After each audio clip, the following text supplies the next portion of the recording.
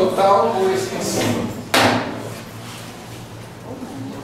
Antes disso,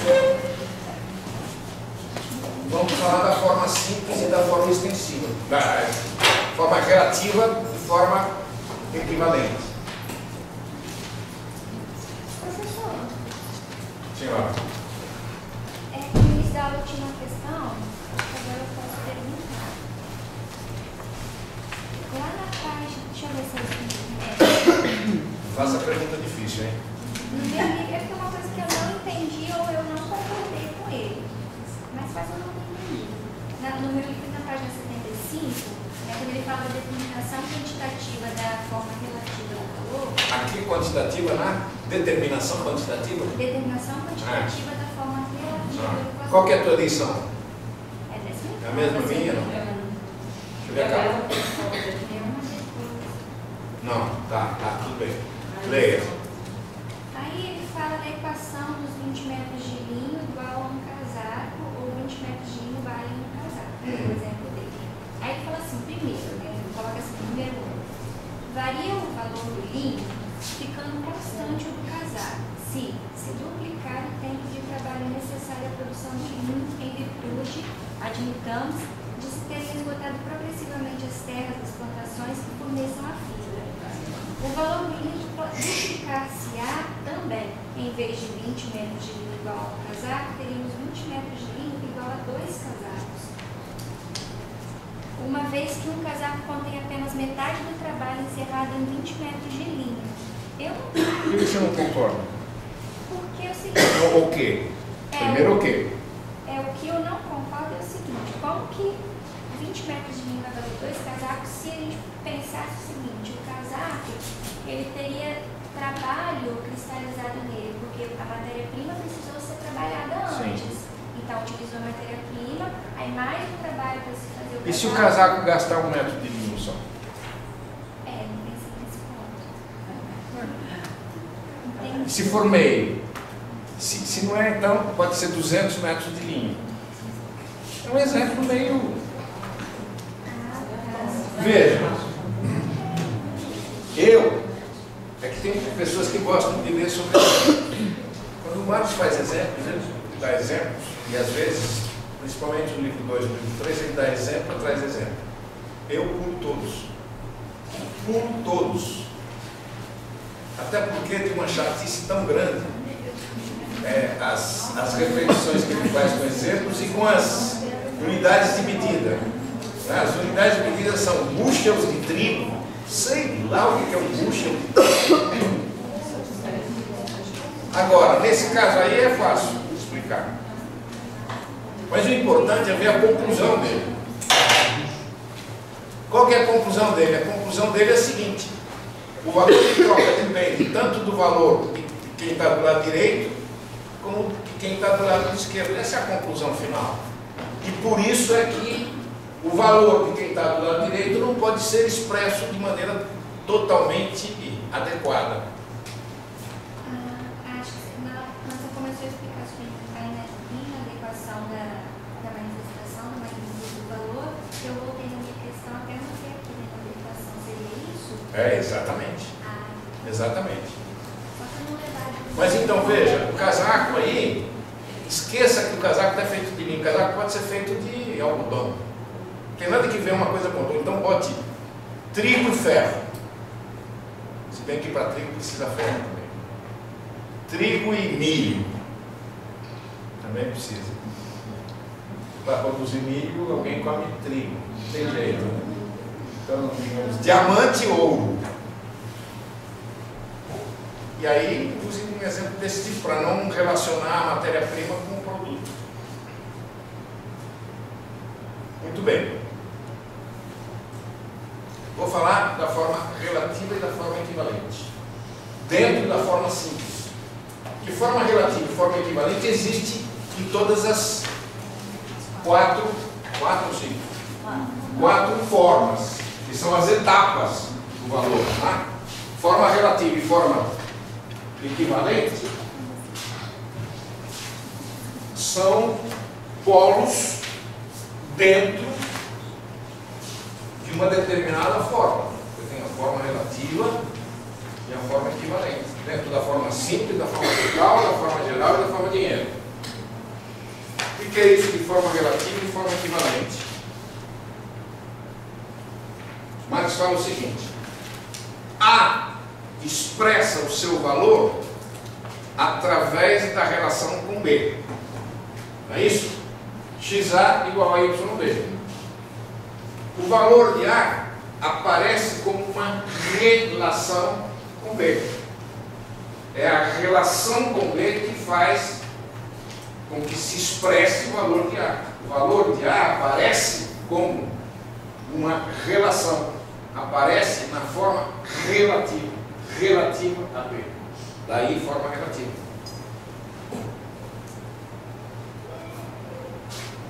B está aqui, A está aqui, querendo expressar o seu valor. E expressa através da relação com B. B está aqui, querendo expressar o seu valor? Não. Servindo de material de expressão do valor de A. É a materialidade de B que está aqui. A não pode mostrar o seu valor através da sua própria materialidade. Não é visível o valor quando eu olho a materialidade de A. O valor de A só é visível quando ele se relaciona com a materialidade de B. B está aqui, então, com a sua materialidade, com o seu valor de uso. É o valor de uso B que está ali. O valor de uso B expressa o valor de A nessa relação. Nessa relação, B funciona como material equivalente, apesar de certas inadequações, equivalente ao valor de A. B cumpre a função de equivalente. Então, forma relativa, forma equivalente. Certo? E essa unidade é que conforma a forma. Mas é isso. Não sei como dizer de maneira diferente. Constitui a forma. Melhorou. Então, é a unidade desses dois polos que constitui a forma do valor. Seja uma forma mais atrasada, seja uma forma mais desenvolvida. Não é isso? Claro que a forma relativa e a forma equivalente do valor na forma simples são a forma relativa e a forma equivalente são formas primitivas.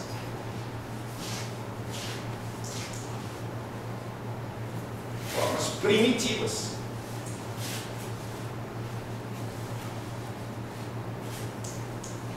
Muito bem. Nós vamos ver como é que se dá o desenvolvimento da forma relativa e da forma equivalente até chegar em momentos mais avançados das relações mercantis. Antes disso, na forma total, em relação à forma simples, o valor já está mais desenvolvido. A lógica da sociedade, embora continue sendo o valor de uso, o valor já tem um peso nessa lógica, dada a dependência cada vez maior do produtor em relação ao mercado. Então eu posso escrever aqui que o valor de uso perdeu um pouco da sua importância e o valor ganhou um pouco. Não é isso? Da mesma maneira, a forma simples se desenvolveu. Como é isso? Veja, a forma simples, a forma relativa se desenvolveu como? Na forma simples, a forma relativa do valor diz o quê? Diz: o valor de A como ele não é capaz de mostrar-se diretamente, ele aparece como igual ao valor de uso. Essa é a maneira como o valor se manifesta. É a materialidade de B, o valor de uso de B, que serve para mostrar que o valor de A existe. Em outras palavras, o valor, ele é eu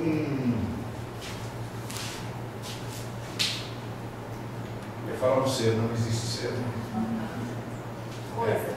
Ele quer, não interessa o que ele é, interessa o que ele quer. Ele quer dizer ao mundo, a todos nós, que ele não é valor de uso. Mas ele tem um problema na forma simples. Ele é tão pouco desenvolvido que ele praticamente se confunde com o valor de uso. Ele quase não existe. Como é que ele diz que ele é diferente do valor de uso? Ele vai dizer na forma simples. Veja que o valor diz, né? O valor fala. Ele diz aqui o seguinte: a prova que eu não sou igual ao meu valor de uso é que eu me igualo ao valor de uso B, que é diferente do meu. Ele não se iguala ao valor de uso B. Quando ele se iguala ao valor de uso B, ele está dizendo: eu não me igualo ao meu próprio valor de uso. Então, como ele é pouco desenvolvido, ele não sabe falar direito, ele se mostra igual à materialidade de B para dizer que é diferente da materialidade dele mesmo. É uma linguagem pouco desenvolvida. Talvez fique mais claro quando a gente veja que na forma total o assunto fica mais desenvolvido. A forma relativa fica mais desenvolvida. Como é que na forma total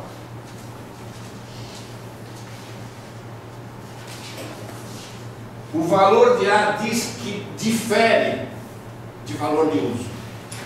Ele tem que ter uma capacidade maior. Como é que ele diz?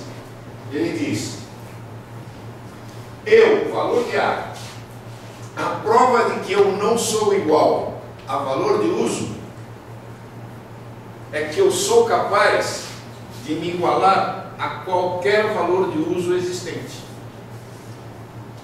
Isso é uma forma mais desenvolvida de dizer que ele difere de valor de uso. Por exemplo, vamos fazer uma analogia com o ser humano, com a alma do ser humano, a natureza do ser humano. Eu digo: eu não sou esta materialidade que está aqui, mas eu não sou capaz, porque a minha linguagem é pobre, pouco desenvolvida, de dizer, eu não tenho o conceito de ser humano, não tenho. Como é que eu posso mostrar que eu não sou esse simples e reles corpo de carne e osso perecível? Eu digo: eu sou igual a ela. Dizer que eu sou igual a ela é dizer que eu não sou o meu corpo, que eu tenho algo que transcende o meu corpo. Está claro? Mas é uma forma muito primitiva, que é na forma simples. Na forma total, eu já sou capaz de dizer muito mais. Eu digo: a prova de que eu não sou esta simples materialidade é que eu posso me igualar a qualquer um de vocês. Quero dizer com isso o quê? Se eu sou capaz de me igualar a qualquer um de vocês, eu não sou igual à materialidade de nenhum de vocês. Então é uma linguagem mais desenvolvida. A forma relativa do valor, quando estamos na forma total, se faz mais desenvolvida que na forma simples. Ficou claro ou não? Se iguala com os valores das outras. Então, o valor de A diz o seguinte: a prova de que eu não sou igual ao valor de uso é que eu sou capaz de me igualar a qualquer um deles. Se eu me igualo a qualquer um deles, eu não sou igual a nenhum deles em particular. Mas sempre fica uma referência ao valor de uso. inevitável, até porque ele continua sendo um polo dominado na contradição. Ele não é capaz de se diferenciar totalmente de valor de uso, mas já se diferenciou mais que antes. Antes ele dizia, eu sou igual a ela. Agora ele está dizendo, não, eu sou igual a ela, a ele, a ela, a todos. A todos. E portanto não sou igual a nenhum em particular. Eu tenho algo em comum, mas eu não sou igual a nenhum de vocês. Quando eu digo eu sou igual a ela, vocês podem pensar, pô, ele é igualzinho a ela, exatamente. É uma forma ainda muito simples de dizer. Quando eu digo eu sou igual a qualquer um de vocês, eu estou dizendo o quê? Que eu não sou nenhum de vocês. O valor está dizendo eu não sou valor de uso nenhum, porque eu sou capaz de me igualar a qualquer um. E esses diferentes valores de uso não são iguais entre si. Não são a mesma coisa, em outras palavras. Isso fica mais claro ainda quando nós chegarmos na forma geral. Como é que vai? Como é que vai ser o assunto na forma? Qual que é a linguagem do valor na forma geral? Primeiro, o que é a forma geral? A forma geral também é produto da prática humana. O problema é gerado pela prática humana e a solução vem da prática humana também. Solução social. Qual que é o problema que a prática cria na forma total ou extensiva? Na medida em que o número de mercadorias vai se expandindo, a troca mercantil nessas condições, que é o, como é que chama isso? Escambo, né? Escambo. É cada vez mais difícil. Por que cada vez mais difícil? Porque veja o seguinte: a troca pressupõe que eu quero um determinado produto em certa quantidade e que o produtor dessa mercadoria queira a minha mercadoria na mesma quantidade em que se determina o preço. Além do mais, como são muitas as mercadorias que eu tenho, eu preciso que isso se estenda a todos os produtores da mercadoria que eu desejo. No começo, com poucas mercadorias, isso é relativamente possível. A partir de um certo momento se torna impossível, impraticável. Eu quero carne, tenho ovos, eu tenho milho. Vou lá comprar carne com um pouco de milho que eu tenho para comprar carne, o produtor de carne diz, não quero milho. Estou afim de entregar um pedaço da minha carne, mas eu não quero milho, eu quero pão. Eu tenho que comer o milho, comprar o pão e correndo comprar carne. O dono da carne fala, não, o pão eu já consegui, agora eu quero ovos. Né? Aí eu tenho que ir com o meu milho, não, agora já tenho pão, não tenho ovos. O meu pão eu vou comprar ovos, correndo, porque de repente alguém entrega ovos antes de mim e eu tenho que fazer outra operação. Quer dizer, começa a ser absurdo. Consigo os ovos, saio correndo para entregar o dono da carne, dono tropeçar no meio da rua, cai e quebra todos os ovos. É impossível. Quando o número de mercadorias se estende, termina sendo impossível. Qual que é a solução? Muito fácil. Desce um marciano, um disco voador. Disco voador você sabe que existe, né? Basta assistir a História de Channel, não é? History Channel. Existe. Um marciano chega e fala assim, ó, deixem de ser bestas, inventem o dinheiro. Como? Não, aí ele explica como é que é o processo. A gente inventa e fala, ah, que legal, a gente não tinha pensado nisso. Não. O que acontece?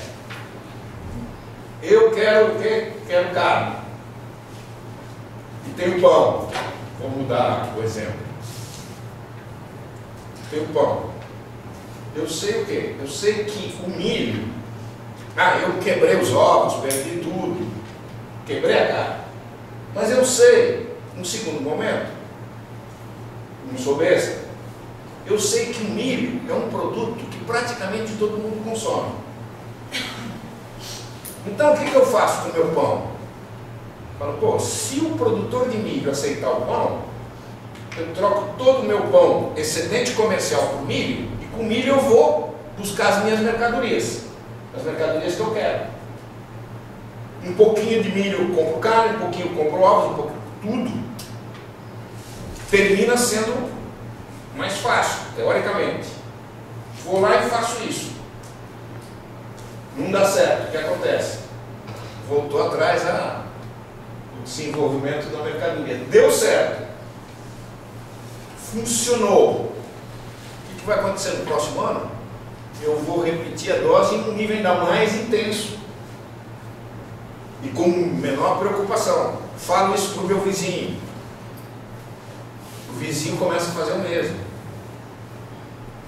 A partir do momento em que muitos de nós começam a fazer isso, antes de qualquer troca específica, troca por milho, porque o milho é de consumo generalizado, o milho se transformou em equivalente geral, não é dinheiro ainda. É a forma terceira. Antes de trocar por qualquer coisa, eu troco pelo equivalente geral a minha mercadoria. Pergunto, na forma total, por que eu aceito determinada mercadoria em troca da minha? Eu tenho pão, você tem carne. Por que eu quero carne? Porque eu quero comer a carne, pelo valor de uso dela, pela utilidade que ela tem para mim. Por isso que a carne, na forma total, é equivalente da minha mercadoria, mas é um equivalente parcial. Só uma parte do meu pão é que eu vou trocar por carne, equivalente parcial. E o milho? Quando ele vira equivalente geral, todo o meu excedente comercial eu vou trocar por milho. Ele virou equivalente geral para mim. E por que eu aceito milho? Tanto milho.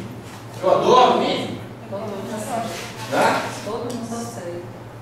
Não é porque ele seja útil naquela quantidade. Uma parte sim é útil, mas naquela quantidade não é útil. Eu aceito o milho não por sua utilidade, eu aceito o milho porque ele é a representação geral do valor. Na forma geral, o equivalente XA, YB, CD igual a Z, equivalente geral. O equivalente geral, aí, ele não está com sua materialidade. Ele está, é claro que ele está com materialidade, mas a função dele aí não é o valor de uso. Ele não está com o valor de uso. Ele está com uma materialidade que é a representação social da riqueza do valor.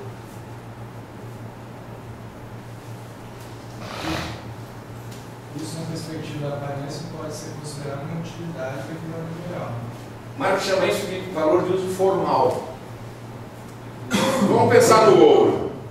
Qual que é a utilidade do ouro? Fazer um colar e tapar antes. Hoje não. E você dá risada porque você já botou ouro muito bem. O cigano. Continua. Garimpeiro também, né? Mas então, antes, o ouro se usava com uma certa generalidade para carne, não é? E para adorno. Agora, quando eu vou trocar a minha mercadoria por ouro, não me interessa o ouro como adorno, nem como matéria-prima para dentista. Eu só aceito o ouro porque o ouro é aceito por todo mundo, como para todas as coisas do mundo. Não compra a felicidade, mas que ajuda. Isso é o que grita, né? Não, mas por exemplo, os caras que assaltaram aquele Banco Central, foi, né? Banco do Brasil, lá no Nordeste, Banco Central. todos estão morrendo assassinados, o negócio está feio. Então, realmente, aí o negócio não é felicidade, não, né? O cara que ganha na loteria também, de repente aparece morto por aí, porque o herdeiro está... Né? Então, em termos. Agora, o importante aqui é isso. Eu aceito o milho, porque ele é vejam, ele está aí com a sua materialidade, é o milho. Mas ele não está aí porque ele seja útil para alimentar, ele está aí porque ele é representação social da riqueza. Eu, quando olho para o milho, eu vejo riqueza, não vejo milho. O café ficou muito tempo mais com essa função, mas O café ficou? essa função. Aonde? Onde? Na nossa sociedade. Qual sociedade? Espírito Santo? Também. Depende da região. Depende da região. Ah? Alguns locais você faz escambo de café. Mas ainda aí é escambo. Aí não sei se funciona, talvez funcione como equivalente geral localizado, né? Agora, tem uma passagem de Marx que eu achei que Marx tinha se equivocado. Esse celular aqui é para eu falar com o Bruno, ou é gravador? Para falar. Eu vou Eu pensei que fosse celular. Estou pedindo aí, professor, para aumentar um pouquinho. Não está funcionando. Nem desligar. Tem uma passagem sobre a forma geral, deixa eu ver se eu acho, sobre a forma equivalente. Não, sobre a forma geral. Deve ser fácil de achar. Forma geral. Aqui, ó. Procure aí a forma geral. Os primeiros parágrafos.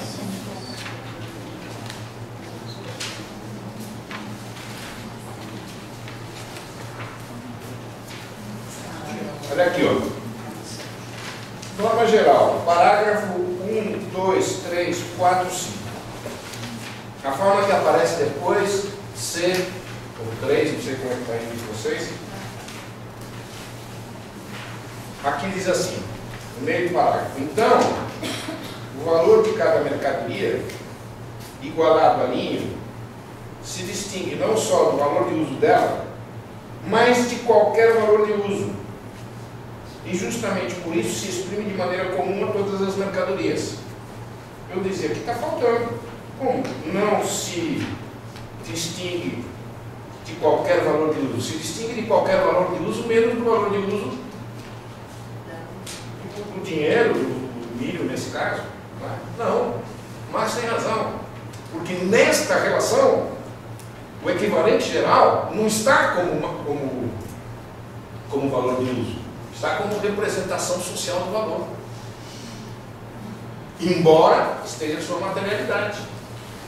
Veja como a linguagem do valor avançou, a linguagem da mercadoria avançou. O que a mercadoria diz aqui? Tanto é verdade que o meu valor não se confunde. Eu mudei o personagem. Antes era o valor, agora é a mercadoria. Não faz. Você fala, mas isso é um fetiche. Uma mercadoria falando, um dinheiro falando, mas eu estou falando é um fetiche mesmo. Estou mostrando o fetiche. Estou usando uma linguagem que mostra a existência do fetiche. Então, nesse caso, o personagem é a mercadoria. A mercadoria fala assim: o meu valor não tem nada de valor de uso, pois se iguala com uma pura representação social do valor da riqueza, que é o equivalente geral. Aí você fala, mas apesar de tudo, o equivalente geral tem materialidade, portanto tem valor de uso, né? Mas na relação não está o valor de uso, está a materialidade como representação pura de valor. Pura, quase pura. Social, sim. Que diferença tem entre a forma equivalente geral e a forma dinheiro?